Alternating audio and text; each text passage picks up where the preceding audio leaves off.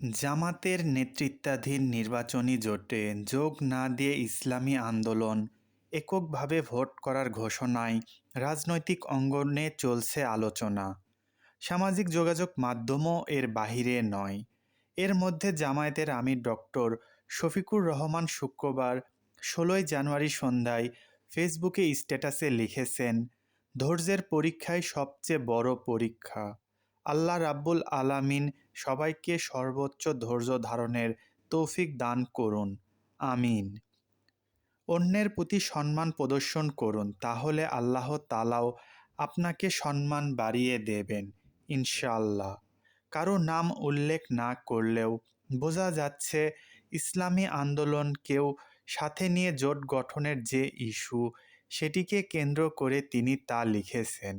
এর আগে বিকেলে ইসলামী আন্দোলনের ডাকা সংবাদ সম্মেলনে বেশ কিছু অভিযোগ আনা হয়, যার মধ্যে ডক্টর শফিকুর রহমানের নামও আসে। ওই সংবাদ সম্মেলনে ইসলামী আন্দোলনের জ্যেষ্ঠ যুগ্ম মহাসচিব গাজী আতাউর রহমান দাবি করেন, জামায়াত ইসলামের পথ থেকে সরে গেছে, তাই তারা জোটে থাকছে না, এককভাবে ভোটে অংশ নেবে।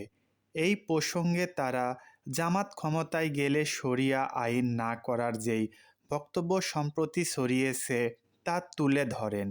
এছাড়া জামাতের আমির বিএনপি চেয়ারপারসন তারেক রহমানের সাথে জাতীয় সরকার গঠনের কথা বলেছেন, যার অর্থ সমঝোতার নির্বাচনে অংশ নিতে যাচ্ছে দলটি, এমন অভিযোগও করা হয়।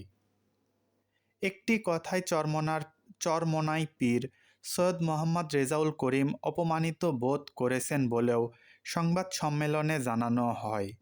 বিষয়টি পরিষ্কার করা হয়, গত ৯ ডিসেম্বর জামাতের আমির ডক্টর শফিকুর রহমান ও ইসলামী আন্দোলনের আমির সৈয়দ মোহাম্মদ রেজাউল করিম একান্ত আলোচনায় বসেছিলেন।